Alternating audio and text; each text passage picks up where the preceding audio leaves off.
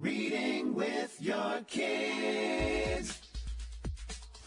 Hola, ni hao, konnichiwa, assalamu alaikum, shalom, mahaba, ciao, bonjour, namaste, jumbo, bienvenidos. Hey, my name is Jedley, and this is another very special episode of Reading with Your Kids, Best of 2025, Part 2. We're really excited that you are joining us. We're coming to you from the vibrant and book-loving neighborhood of Reedville in Boston, Massachusetts. This is more than just a podcast. It's a movement. Our mission is to help families grow closer, stronger, and kinder through the magic of reading together. And we are absolutely thrilled to have you on that journey with us. Help us spread the joy by sharing this podcast with the people you love. Let them know that they can hear us on the WREB AM/FM 24/7 radio network, and they can find us on the iHeartRadio app, on Spotify, Apple Podcasts, Good Pods, Podcast Addict, Amazon Music, Castbox, Player FM, Audible. Wherever you find your favorite shows, you can find Reading with Your Kids. This is the Best of 2025, Part 2. Great guests lined up for you. First up, Haley Chewin. This episode with Haley was the most downloaded episode of the whole year. She's here to celebrate I Am the Swarm. Later on, we'll meet Angie Kang, celebrating Arlay, Kate Messner, celebrating The Trouble with Heroes. Abigail Hing Win celebrates The Veil, and Dr. Lynette Fraga is here to remind us the great work's happening at Reach Out and Read. First up is Haley Chewin, who turns curiosity into rocket fuel for storytelling. She'll show us how a single what if can launch a whole adventure, and how pacing, wonder, and playful questions can keep young readers turning pages. As a family, you can try this tonight. Pass around one what if and build a story together. Now, over to South Africa and Haley. Wow, I gotta dig into this a little bit. But these magical powers, they're more hideous than the one before. At first when you're talking about the mom changing age, and at a whim, and I just imagine myself changing into a 16-month-old baby out of the And then the sister bleeds music, and and I'm thinking, well, it can't get any worse than that. But I don't know. There are a lot of creepy crawlies that I wouldn't want around me, and I want to have some control over them. Yeah, exactly. It is, like I said, it's magic. That's more, Nell sees it more as a curse than a blessing. But you'll see that throughout the book, she realizes that this is sort of a part of her life and she has to make peace with it. And also that there are some parts of it that are a blessing, even if sometimes it feels like a curse. Did coming up with these ideas, did it keep you up at night? You go to bed and, just dream like, oh my goodness, I got bugs crawling all over me because I'm feeling sad. I think I do sometimes. I've always had a really vivid imagination. So sometimes things do come from dreams. And this story, I've had little pieces of it in my head for a very, very long time.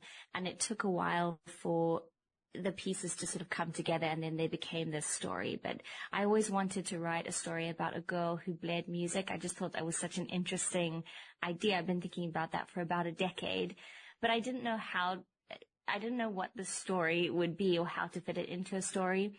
And then around 2019, I had this idea that maybe this idea of this family of women who they'd have magical powers, but the powers would just be sort of irrational and suffocating, because I think so much of the time, I guess it's been my experience that a lot of the things that really make us who we are, especially before we make peace with them, they can feel really complicating. They can feel like things that actually just make our life more difficult, or things that make us feel separate from other people, or make us feel like there's something wrong with us. And I think a lot of the time when I'm writing, I'm trying to explore a kind of psychological state or how we are in relationship with other people. And often I find this language around magic to be a really powerful way to talk about how those things feel. It's really fascinating. The idea that, sometimes we feel separated from others, that is a frightening thing for me to think about. Mm. We talk a lot about, especially here on Reading with Your Kids and teaching our kids not to other people and not to exclude people. But then when, reverse that and think about all the times that we choose to kind of other ourselves and see ourselves as separate from our communities. Yes. That's tough. That is really tough. Yeah, it is really tough. I think this is really a book. In many ways, it's a book about loneliness. And yeah, it's a book. It's the most personal book I've written. I've published 2 books before, middle grade books that are magical also. They're fantasy books. They don't really take place in the real world. They're more in like an invented sort of magical world. And similar themes, I think as a writer, you're always kind of returning to, whether you like it or not, you're kind of returning to themes over and over. And I think one of the things that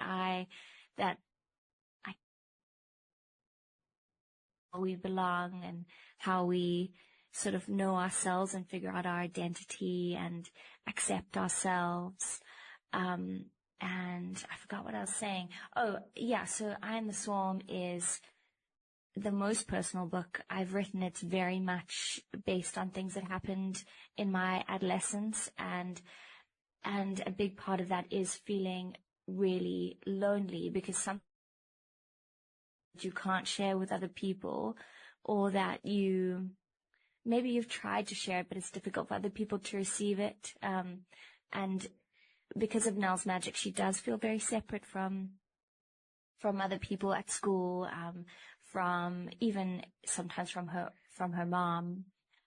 So yeah, I think it's something that's very close to my heart that I think about a lot. And I especially want for children and for teenagers to feel that they do have somewhere to belong, and that no matter what's going on, they can somehow find connection. Because as human beings, we need connection. We all desperately need it. Mm-hmm. Well, I know you were sharing with me before we started recording that you are a mom to a 6-month-old baby, and so you'll never be lonely again. That's true. But how did you, what took you from that place where you were feeling isolated and lonely to where you are now, a loving, happy mom? Was it just something that you grew into, or were there steps that you took to kind of help you get there? Oh, wow. That's a very big question. I have been going to therapy for a long time, and I think that's really, really helped, just to have this really safe space of someone allowing you to talk about things and to share feelings with them in a non-judgmental way. I actually think no matter what your experience, I think every human being can benefit from that. It's just such a profound, beautiful experience. And I have been really lucky in that I've had people in my life who have been able to find me and to connect with me. And I've been able to be myself with them.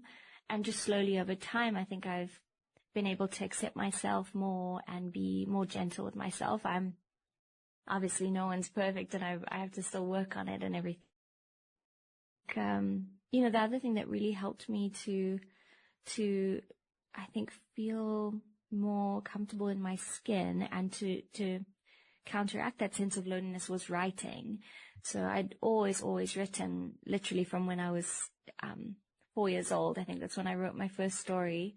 I actually still have it, and it's quite cool to read that. But I've always written, and it's always been a way that I can be, I guess it's been a way to find myself, to express what I couldn't express to other people or out loud speaking.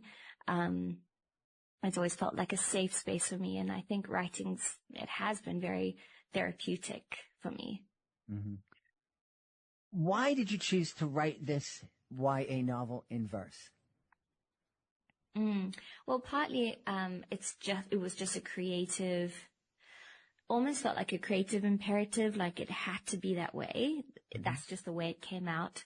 But I've actually always wanted to write a novel in verse. The first book I ever queried, trying to find representation from a literary agent, was a novel in verse. And I just love reading them. Really powerful about writing in verse and being able to sort of be much more playful with language, and also to play with space and line breaks. There's so much that you can say without saying, without using many words. I find poetry and verse very powerful. So that was kind of why I wanted to do it. But to be honest, it just felt right to write it that way. Sometimes a project just has to be the way it is. Mm-hmm. Mm-hmm. Yeah. We always encourage families to continue to read with their kids long after they're independent readers. And I think there's a lot of value in families reading aloud middle grade novels, YA titles, but also co-reading together. What kind of conversations do you think families could have if they choose to co-read I Am the Swarm? That's a wonderful question. I would absolutely love it if people chose to co-read this book. I think I would love to hear about that if that does happen. I think the conversations would probably be things around mental health. There are some really difficult topics in this book that people should be aware of. I mean, the content warnings are in the beginning of the book. So, it's a book that touches on sexual harassment. It's a book that touches on depression and anxiety and self-harm. So those would be things that I know those are difficult things to talk about sometimes, but I think if you talk about it in relation to a story, it can open up a way to talk about it that is a little bit easier, because you can talk about characters and situations in a book, and scenes and how things made you feel without necessarily talking about it directly, like about yourself. Although it would also be wonderful if that opened up conversations and safe spaces for people to talk about things that they've struggled with in that way. Yes, so I think it would also be an interesting way to talk about sister relationships, or relationships in general, relationships between children and parents, what parents need and what children need, and how we can feel safe in our relationships. Next up in our Best of 2025, Part 2, Angie Kang. Angie centers something vital. Every kid deserves a bookshelf that looks like them and invites them into the wider world. She talks about community, authentic voices, and how stories build confidence and compassion. Consider doing a quick bookshelf audit at home. Who's represented and who's missing? Here's Angie Kang. Yeah, so let's talk about our lake. We're going to meet a couple of brothers in this story, correct? Yes, two brothers. Yeah. One older, one younger, and they're going to a place very special to them, one they used to go to with their father. Yeah, I mean, it's a story that I feel like tries to gesture at a larger experience of all these times they've been there before, but without explicitly talking about them. Mm-hmm. And this person who, while is not here in the current book, in the current present, is there in all of these memories and all of these experiences they've been at before, which is their father. Yeah. And from what I'm reading, the dad has passed away. Yes. And so certainly, we understand the grief of that. But I think there are a lot of kids who are experiencing similar grief, not through death, but because of divorce or because of circumstances beyond anybody's control, travel for work or whatever. There are a lot of kids feeling that grief and feeling that kind of hole inside their selves. Yeah, I agree. I think that, though this is a very extreme version of missing, there is also all these other smaller ways of kind of feeling that loss. Like you said, even short term, long term. And I think that it's a reminder that there are all these ways that we can take care of each other in these large and small ways, and maybe hold on to these like beautiful memories that are able to kind of buoy us during these harder, maybe just darker days, you know? So what inspired you? Because you came on, we first started talking, it's such a bright personality, and, you seem like a very, very happy person. This kind of a heavy subject for a debut book. What was it that inspired this book? Yeah, I mean, I actually started writing this book as a poem exercise, which I think is kind of funny. I was looking at this painting by Milton Avery called The Quarry Bathers, and there are these three figures in the painting where one is kind of diving into this quarry, and I was writing a poem kind of as an exercise, ekphrastic, inspired by it. But it was interesting because at the time of writing this poem, which I didn't realize this kind of during the process itself, but only looking back, one of my friends had lost someone very close to them. Mm-hmm. And it was a tough time for all of us. I think that we as her community wanted to support her and wanted to be there. And though it wasn't someone necessarily in my life, it was definitely this kind of secondhand grief that was permeating through just like us trying to be there for each other, which I think is, an incredible way to be in community and be there for other people. But as I wrote this poem, I had taken one of the characters out of of like the three characters in the painting, and that third character became just like a reflection in the water. And so when I ended up finishing this kind of short little draft, not planning to do anything with it, I showed it to my husband, and he was like, I think that you could make this into a children's book. And that was kind of all I needed to kind of launch forward and say, okay, I'll try drawing some sketches and see what goes from here. But it was really nice. It was really funny too, because I had been trying to write so many children's book manuscripts at the time. I've been wanting to for years and years, but none of them felt quite right. And I think it took my kind of getting out of that headspace and not turning on this part of my brain where, you think, oh, I'm writing for children, I have to write in a certain register, for me to unlock something that kids might, hopefully still like. Yeah. It's interesting. I'm listening right now to a book called Big Magic, written by Elizabeth Gilbert. And in it, she is talking about ideas and creativity as not necessarily coming from us, but that ideas are kind of floating around out there, and we're kind of like an antenna that, it kind of comes to us. And like a story or a painting or something creative is looking for somebody to bring it to life. And almost kind of sounds like this, what happened with our lake. Yeah, that's a beautiful way of looking at it. I would feel so honored for something to be channeled through that. I think that there's something there about responding to these energies and being able to funnel them into different creative practices, which might end up in something like a book. Yeah. Neat. What was it like when you get the call from, I'm assuming from your agent, that said, we got it, they bought the book? Oh my gosh, that was such a whirlwind. It was actually an auction process, so is like a whirlwind of a whole day where I was getting these emails from my agent, and she's saying this person likes it and this person likes it, and it was really just encouraging to know that a lot of people saw promise in something, which I felt really nervous bringing into the world and unsure about at the time, but it's so close to my heart, and I am really proud of now.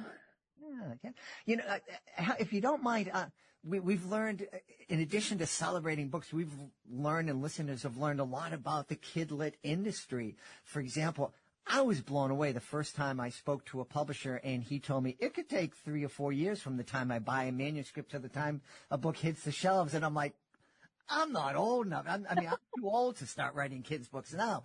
But this is the first time I'm hearing about an auction. Can you tell us a little bit, not with sharing details, but just a little bit about that process? Yeah, absolutely. So I had sent the book on submission through my agent, and she sent it to a couple editors she thought might be interested.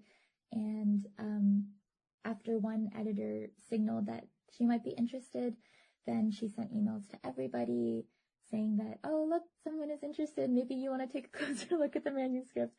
And at that point, there were a couple other people who were like, oh, I think we would be interested as well. And so she decided on one day to be the kind of auction day. I mean, everything was all happening virtually, and I wasn't present for anything, but she handled it really, really thoroughly and precisely and so well. I'm so lucky to have her. And then they just kind of submitted some offers that I think they had to run through their own teams and everything. And at the end of the day, it was also about the highest bid, but also about the letters that they sent and like the kind words and the meetings that I had with them and who I felt like maybe best understood the book and best was able to bring it to life in the way that I envisioned. Yeah.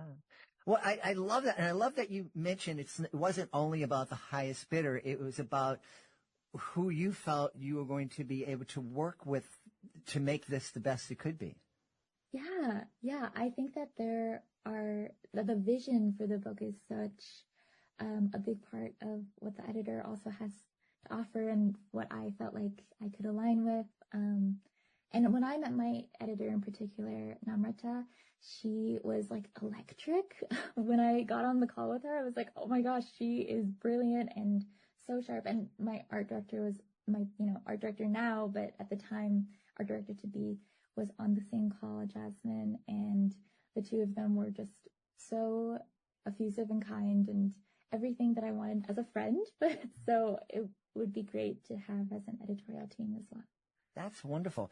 Yeah, I don't think people understand, and certainly I didn't, how much of a collaborative process creating a children's book is. Yeah. I think that is definitely undersold because it feels like the author gets all the glory because their name is on the cover, and it's really, there's so much thought and care and conversation that happens behind the scenes all the way up till publication. Yeah. I remember for some of the sketches, I had done them initially in pencil, so they were almost thumbnail, very simple. And then I wanted to do another set of sketches which were done with color, so I could kind of explore all of those possibilities before I had to go straight to paint. And my editor said such wise words when it came to deciding the color between the past and the present, and really shaped the way that I approached them, which, is entirely how the book looks now. Next up, Kate Messner celebrates The Trouble with Heroes. This is a really, really powerful story, and it's going to spark some great conversations with your tweens and teens. Here's Kate. Join us right now from the warm and sunny state of Florida. Our guest is here today to celebrate her new middle grade novel, mostly in verse, is called The Trouble with Heroes. Please welcome to the show, Kate Messner. Hey, Kate, how are you? Hey, Jed, I am terrific. Thanks so much for having me today. Delighted to have you on. I have a feeling we are going to have a great conversation. As I understand it, The Trouble with Heroes takes place in the Adirondacks. It does, and that is home for me. I live in northern New York, right on Lake Champlain, just north of the Adirondack Park. But hiking is one of my favorite things to do, and I'm what they call an Adirondack 46er, and that is somebody who has summited all of the 46 Adirondack high peaks over 4,000 feet tall. And these hikes range from, half-day hikes that are maybe, 5 or 6 miles with a few thousand feet of elevation gain to 22-mile full-day slogs through knee-deep mud. So a little bit of everything in the Adirondacks. It's a beautiful, beautiful part of the country. As a kid, we were camping there one time, and my dog got away. I was 11 or 12 years old, and I went into the woods to get the dog. And when we finally met up together, I turned around and said, I ain't in Kansas anymore, and I don't know where I am. And I was lost on that mountain for most of the day. Oh, no, that's scary. Yeah. It was. I was happy my dog was with me. What was funny, though, is I heard what I thought was a river. And so I followed that sound. I figured at least I won't be going in circles. It turned out that what I was hearing was a highway, even better. And a state trooper came by and he said, are you the kid from Boston we're looking for? And I said, I'm from Boston and I'm lost. And he said, get in. And I got in, and evidently being in the woods, caused us to become kind of smelly. And the trooper said, no, get out. Just keep walking that way. On second thought. So we got back, and of course, everybody's happy I'm there, except for my mom. She's mad at me for getting lost. But so enough of my story. Tell us about The Trouble with Heroes. Tell us about this story. Yeah, well, the main character in The Trouble with Heroes, Finn Connolly, has his own misadventures in the Adirondacks that rival yours, in fact. So Finn is a 7th grader. He's actually about to fail 7th grade. And on the Friday before Memorial Day weekend, he vandalizes a cemetery. He kicks over a gravestone, and it turns out he got caught on camera, and that gravestone belonged to one of the first women to hike all 46 Adirondack high peaks. So Finn's in trouble. He got caught on camera. But when it's time to go to court, the dead woman's daughter makes him this unusual offer. Instead of pressing charges, she'll give him the opportunity to climb all 46 Adirondack high peaks in a single summer. So he climbs 46 mountains by Labor Day. All the charges go away. He doesn't even have to pay for the headstone, which for Finn and his mom, who are struggling a little financially, is kind of a big deal. They are not cheap. So there's just one more thing, by the way. Climb 46 mountains, do it all in a single summer, and he has to take her dead mother's dog, Seymour, along with him. And Seymour is this Bernese mountain dog. He is the drooliest dog you will ever meet in your life. Finn is not a dog guy to begin with. So he essentially finds himself sentenced to hike 46 mountains with a dog he doesn't like. Now, he's not heading out alone. The woman's daughter, Kelly, has arranged for 46ers to accompany him. So there are 3 experienced hikers who sort of take turns, being what he calls his trail nanny. Finn's not thrilled with this situation, but that's where it is. And little by little, he starts to appreciate a little bit of what the mountains have to offer. But of course, the Adirondacks are rugged, as you found out. It's very easy to get lost. You step off that trail for 2 minutes and you're surrounded by trees and everything looks the same. And plenty of disasters await him. So whether or not he will get this done is a question mark through pretty much the whole book. Well, I love that, and I can absolutely relate to it. Not the kicking over the gravestone part, but you're right. You step off that trail and it's just green and trees, and there was nothing that I could have grabbed onto.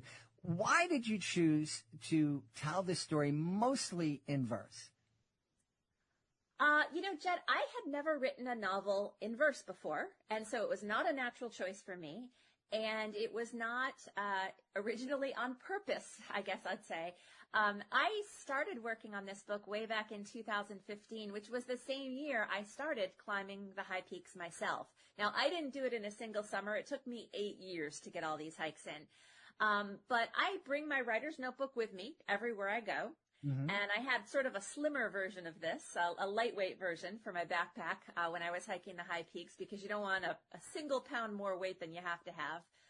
But like I do when I go everywhere, I brought my notebook, and I found that when I got to the summits, I was wanting to write poetry. It's not entirely unusual. I always wrote poetry as a kid growing up and have, dabbled with poetry since then, but never a whole novel in verse. And so I had started writing poetry about my own experience climbing the high peaks. But eventually, something kind of weird happened, and poems started coming out that were not in my voice. They were snarky. They were not happy to be there. And as a writer, I've learned to trust the voices that show up, right? When you're writing something and say, oh, whose story is this? Whose voice is this? So little by little, I came to realize that it was Finn I was hearing in my head. And I'll be honest, I think that happened on one of the less lovely hikes where that snarky voice showed up and the complaining showed up. But indeed, that was where Finn's voice started when I was out hiking. And I followed it and, asked those questions that I ask as a writer. Who are you, first of all? Whose story is this? And what would bring a kid who doesn't want to be hiking the high peaks out into the mountains? And what might that kid find there, right? Everybody, I think, finds different things when they set out to do something like that, whether it's the Appalachian Trail or, climbing the high peaks or another series of mountains. People climb for their own reasons, and I was curious to follow and see where that story would lead, and it led to The Trouble with Heroes.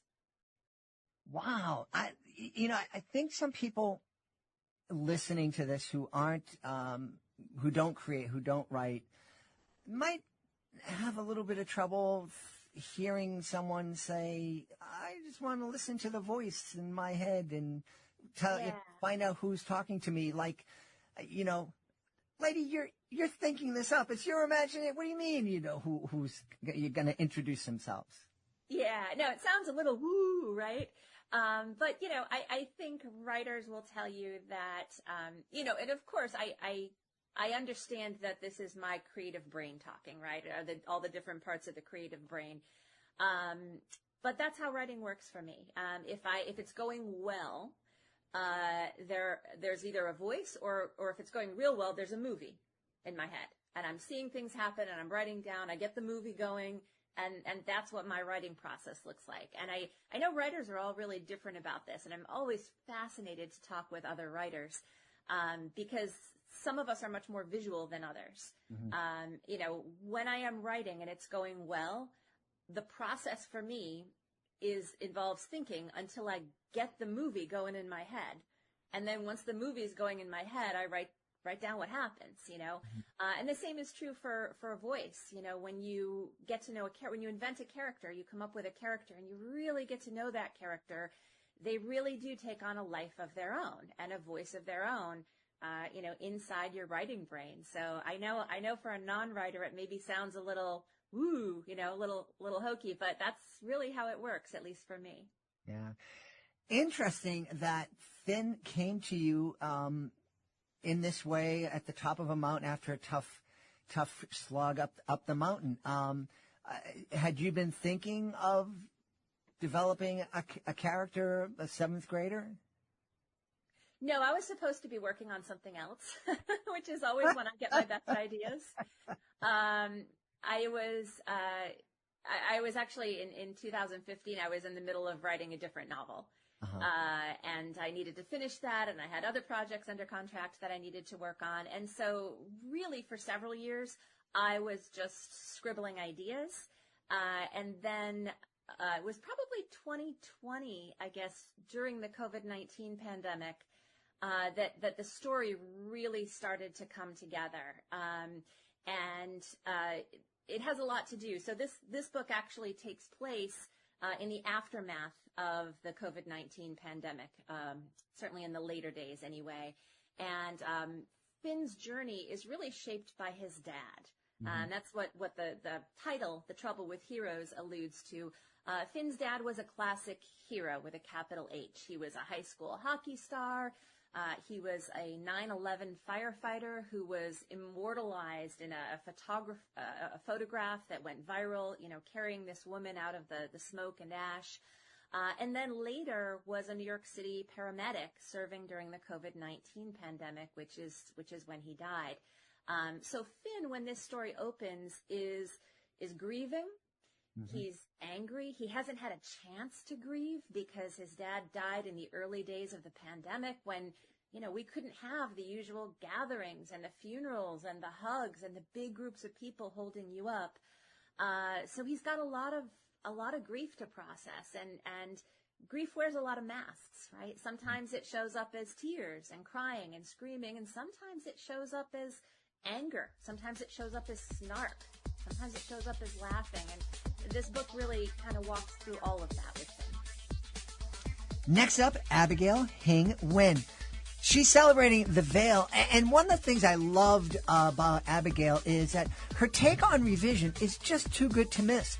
She makes the case that reading aloud is the secret sauce, tightening flows, sharpening humor, and bringing dialogue to life. If your family loves acting out scenes or predicting what comes next, this one's for you. My friends, we are in for a treat. Tonight we're talking about a brand new middle grade novel. It's called The Veil, and our guest is coming to us from San Francisco. Please welcome to the show, Abigail Hing Wen. Abigail, how are you? I'm great, Jed. Thank you so much for having me. Delighted to have you on. This is The Veil talks about technology and artificial intelligence. This is something that we should have been talking about years ago. Yep. The train has left the station.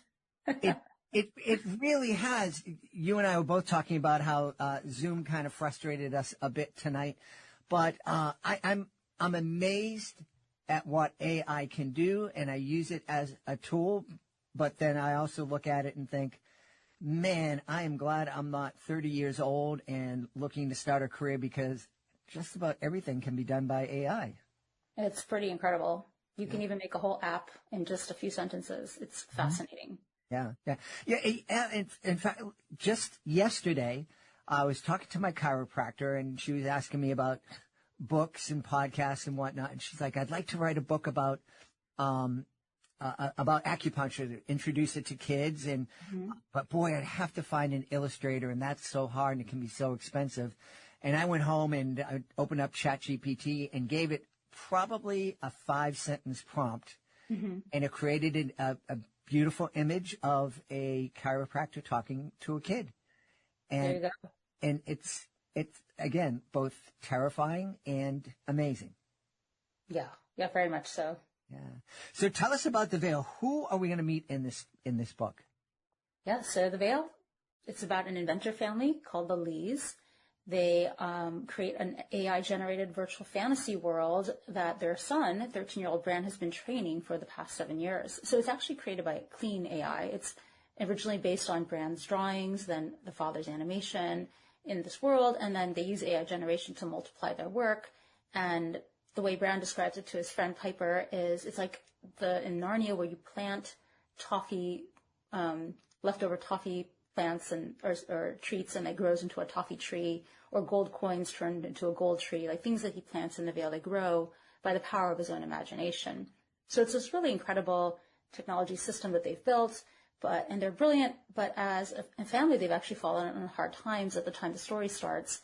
And Bran, as a last-ditch effort, decides to submit the Veil into this high-stakes competition to win $10 million in financing to help pull his parents out of their financial situation, but also invest in the Veil and hopefully bring it into the real world that he's hoping it to bring.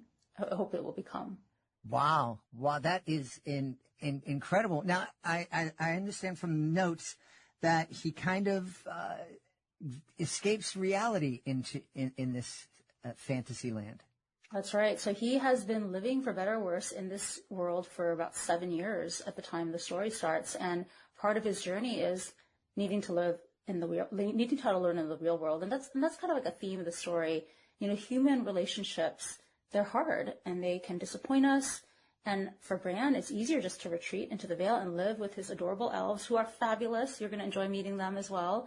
But he needs people like himself, right? And so that's actually part of his arc, is learning to overcome those challenges, learning to recognize if the people around him are flawed, but being in a relationship with them is vital to his life and to their lives. Yeah. I think there are a lot of people living this life right now. Mm-hmm. Absolutely. Yeah. One of the things that absolutely terrifies me about AI is something I heard Mark Zuckerberg talk about. He's talking about, there are so many kids that are lonely these days. And so his solution is to create an AI friend that these 13 and 14-year-olds can have so that they're not lonely. And I think that's the most terrifying idea that I've ever heard. And that's very much how this world began. Like, Knowingly, his name actually comes from the word lonely. And as you know, like, Bran falls in love with this world. He falls in love with a girl in this world too. And that is very much the danger, I think, of these tools and technologies. Like, they are seductive and they are wonderful and they can get you through hard times.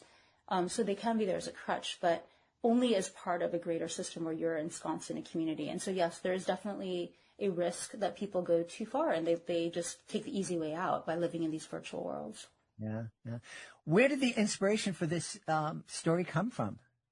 So I draw my inspiration from everywhere, but I worked in artificial intelligence for a number of years in Silicon Valley. And so I saw this really powerful technology that was already seeping into everyone's lives. I actually wrote this book 10 years ago, but it was too early to publish a novel about AI generation. And so my agent at the time just buried it. It never saw the light of day, never went to any publishers. But I wanted to democratize access to this technology. Like, this is really interesting, really cool. I wanted to equip my young readers and the young at heart on, like, what does this mean? Like, you read this book and you will intuitively understand, like, what is AI generation? How does it work? What are the potentials? But also, what are the pitfalls so that we can avoid them and protect ourselves? You mentioned that reading this book can help you understand how AI works. Can this old guy understand how AI works? Because I know every once in a while I'll look at my statistics and I'll see, I think somebody somewhere in the world has just vacuumed up all 2,200 episodes of Reading with Your Kids today to train in AI. Absolutely. So there are samples in the story where he drops. So the story is actually about clean AI, but obviously these technologies can be used to take your AI or your intellectual property. So they have a scanner in which he drops books, folklore, fantasies, fairy tales, all out of the copyright. So from ancient times, there's like the Brothers Grimm, there's 1001 Arabian Nights and the Magic Paintbrush. So these are all ancient texts. Drops them in a scanner basket, which then uploads them, scans them, understands them, and pours them into the world of the Veil. And so you will see these little stories popping out here and there. You can trace the story of Hansel and Gretel from the appearance of a candy hut to Gnomely actually creating a trail of mushrooms where he thinks about how the birds are going to come eat the mushrooms and take them away, just like in that story of the elves who got lost. And you can see how it takes the story of Hansel and Gretel, this familiar story about a brother and sister lost in the woods, they create a trail of breadcrumbs, and it transforms it to fit the story of the Veil. And that's the way AI generation tools work. So yes, you can read this and you will see, like, okay, this is how it happens. Wow, that's fascinating. And it's interesting that they use the original fairy tales to train this, because those original fairy tales are terrifying. Some of them are pretty terrifying. So there is a wizard that appears out of nowhere and other things like that. Wow.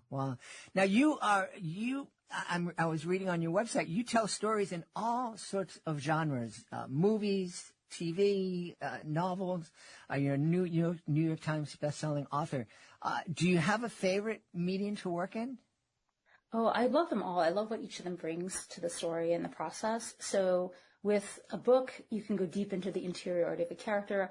In this one, I can geek out over the technology and talk about, like, the frontiers of artificial intelligence and what does it mean if an AI starts to create. And those are things that you can put them in a film somewhat, but there's not really enough room. There's not enough airtime. It's only a 90-minute thing. But in a movie, you can showcase the beauty of the Veil in a way that you can't capture in a novel. Like, you can really see the expansiveness of this world and like soar out over the clover fields and the blue forest and see the storm cliffs for yourself. So I love what each medium brings to a story. And so that's also partly why I love the process of adapting a work into multiple mediums. So we have the book, we have a short film prequel that takes place 6 years prior to the book, and we have a Roblox game in the works that's going to be coming out in a month or so. Oh, neat. Yeah, we've had some guests come on and talk about Roblox, and my kids are adults now, so they kind of missed that, so I was never familiar with it. But it's all the rage, and it's kids are really loving it, and they're able to create in that world. Am I right about that? Yeah. So our game, this one isn't one that you can create in. It's a 8-level game that you go through and you experience and get to explore the world of the Veil and go through a bunch of hurdles, rescuing dragonflies on your way to confront the wizard. But there is another version in the works that we're thinking about that would allow them to create the way Bran creates in the Veil. Last but not least, to wrap up this wrap-up of 2025, we revisit a powerful conversation we had with Dr. Lynette Fraga about early literacy as a relationship, not as a task. She reminds us that reading starts with snuggles, talk, and shared attention, even before the first word is decoded. You'll also hear how pediatric clinics and culturally relevant multilingual books support families nationwide. It's practical, encouraging, and deeply hopeful. From Reach Out and Read, here's Dr. Lynette Fraga. My friends, if you've been listening to Reading with Your Kids, you know that we love Reach Out and Read, and we are celebrating. Reach Out and Read has a brand new CEO. Please welcome to the show, Dr. Lynette Fraga. Dr. Lynette, how are you? I'm doing great. Thank you. I'm so pleased to be here with you today. Delighted to have you. I am so happy that the folks at Reach Out and Read reached out and told me about the program. I love it. Please remind everybody what Reach Out and Read is all about. Yes, Reach Out and Read is a wonderful program and a really tremendous evidence-based model of pediatricians, clinicians, and clinical settings who support children and families through books, creating a positive connection with children in clinical settings in their pediatric well baby, well child visits, and really promotes both early literacy and strong social emotional connection. It's a tremendous program that has really high impact. Well, I started reading with your kids 8 years ago. Oh my goodness, I'm getting so old. When I had hair, I think.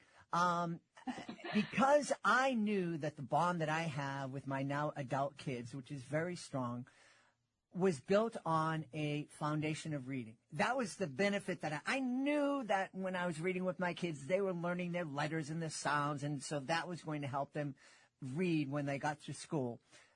But for me, the biggest benefit was that social emotional, that bond that developed between me and my kids, my wife and our kids, me and my wife. And so I'm really happy that you're celebrating that with Reach Out and Read and really kind of having pediatricians remind parents that, hey, this is cool. This is like medicine. Reading with your kids is like great preventive medicine. It is. And, it's literally the moment the magic happens is in that relationship between the clinician and the parents and the child. When that book comes out, you can literally see not only the joy and the connection begin to happen, but literally the neurons firing. 80% of brain growth happens within the first 3 years of life. This program begins from birth because it is not only about, importantly, literacy, it's also about connection, it's about growth and development, it's about social, emotional, relational health. It's a tremendous setting that sets up children and families to thrive for a lifetime. Yeah. And I'm thinking that it really can help a kid look at a doctor or a nurse as not the person who's going to jab me with a needle, but the person who's going to read a book to me, and so I might want to see them once in a while. Yeah, I mean, that connection is what it's all about, really. I mean, it really is about promoting connections. At the end of the day, it's about relationships, and when you're able to see a child come into your practice and you're opening that book and you're connecting over words, and a parent is seeing what's happening, what's unfolding in that room with them, with their children, you see the actual increase of those moments happening at home. This is actually evidence and research that we've seen. We've seen those parents that are involved in Reach Out and Read. They're twice as likely and actually to have those multiple moments of reading a week. So it really does make a difference, not only in the clinical setting, but importantly, outside of the clinical setting, where those relationships are built and those children are able to thrive. Yeah. One of the things that when I launched the podcast, my beautiful wife was still teaching in Boston. Her best friend was still a principal in the Boston public school systems. And I asked them, people who are listening to the podcast, I'm probably preaching to the choir. How can I reach the parents in your school that aren't reading with their kids? How can we reach them? And one of the things that they said to us, that what they both said to me was, boy, a lot of our parents, they're poor. They don't speak English. They can't read themselves. They're working 3 jobs. How does a program like Reach Out and Read help those parents understand that you might not read in English, you might not even read, but spending time with a book with your kid, there's benefit to that? Yeah, such a great question. So, firstly, let's name that many families are experiencing tremendous stress. Mm-hmm. It's tough. Parenting children, it's tough being present in the world where you may be experiencing economic pressures or societal pressures, barriers of infrastructure and institutional barriers, et cetera. So there's, a lot of pressures that parents are feeling. And what can happen and what's important to happen is, firstly, you mentioned maybe I don't read, or maybe I don't have the language that is reflective of my home culture in the books, etc. First, super important to have opportunities for books to be multilingual, bilingual, reflective of your own language is super helpful.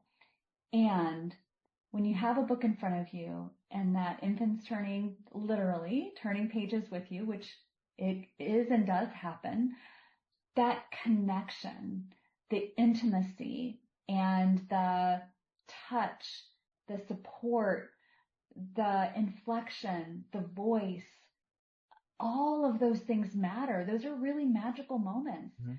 So it's less about how good I am at reading, right? Mm-hmm. And more about the connection and the relationship and the deepening that can happen over a book, and a book that's also reflective of your own lived experiences. I wanted to name that too. Having diverse books out there that reflect the diversity and beauty of each and every family's experience is also really important. That offers confidence not only to the parents, this book is about me and my family, but also to the children about, I see myself reflected there. Mm-hmm. That character is me and important enough to be in a book. How amazing is that? So those are super important to helping sort of develop this love of literacy and language and reading. Yeah. So I'm guessing on that, based on that answer, the physicians and clinicians involved in Reach Out and Read, they're just not pulling the same book out for every family. There's more of a curation going on there. There's a choice here, right? There's a choice. Families can, and children are making these choices around books. And that's wonderful. And having the availability of the diversity of those books is really important, for children to really, again, sit in the space of, I am important. I see myself reflected there, and we can tell stories. It's about the storytelling. It's about the process of learning and speaking language. Yeah. So based on that, I remember we're coming back from Panama, me and my beautiful wife, and we're in beautiful Miami airport. And wouldn't you know it, our gate got changed 6 times and our terminal got changed once. And we noticed after the first move, there was a mom there with a 3-year-old and an infant by herself, with all their bags, and when we moved to the first gate change, they were there too. And me and my wife said very quickly, that mom needs some help. And, we were there waiting. The flight was delayed like 6 or 7 hours. There were no books.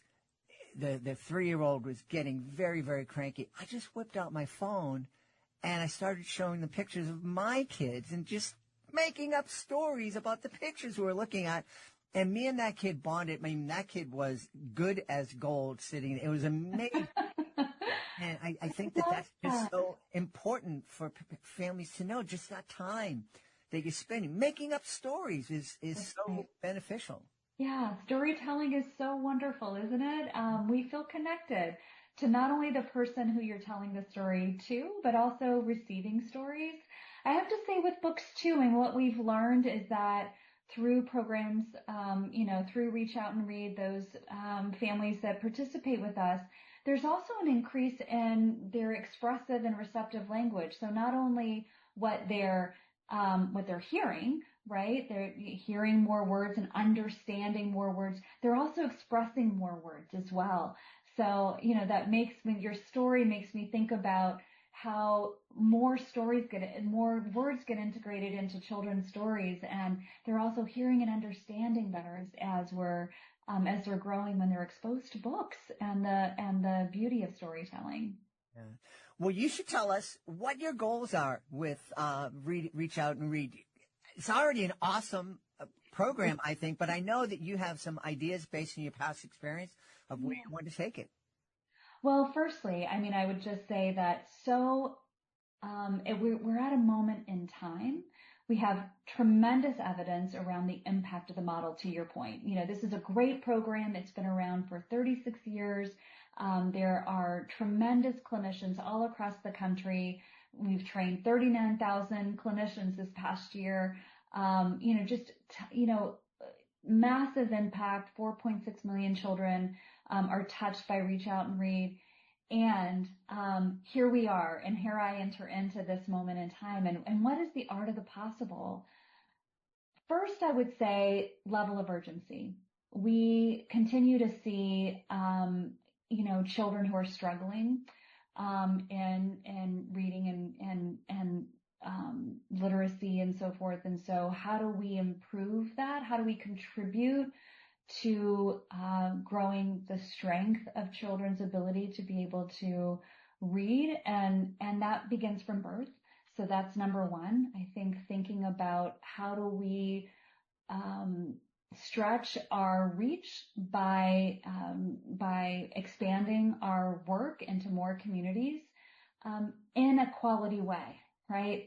So we want to ensure that quality is at the forefront of replication across the United States, and ensuring that these clinics have the resources, the books, the training, the support that are necessary. So that's on my mind in replication.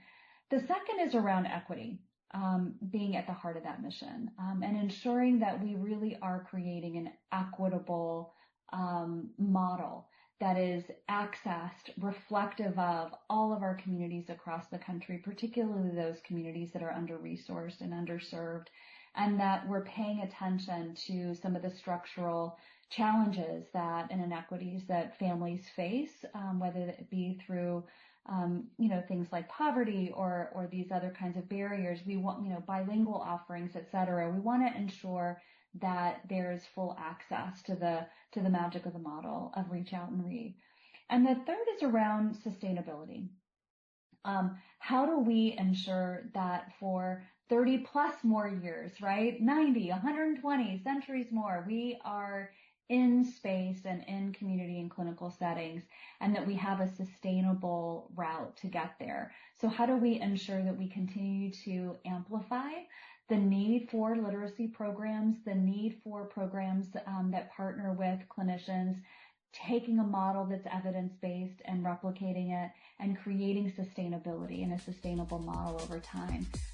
Those three things are on my mind. That's it for this Best of 2025 edition of Reading with Your Kids, Part 2. Want to thank you for joining us. Want to thank the folks who made today's show so wonderful. Haley Chewin, Angie Kane, Kate Messner, Abigail Hing Wynn, and Dr. Lynette Fraga. My team, Fatima Khan, Chris Doherty. I want to thank my beautiful wife for all the support she gives me. Most of all, we want to thank you. You've been with us all of 2025. Some of you have been with us since 2017. Thank you so very much for being part of our beautiful Reading with Your Kids family. And thank you so very much for making the world a better, kinder, smarter place. And you do that every time you read with your kids. I'll be looking for you in the next episode of Reading with Your Kids.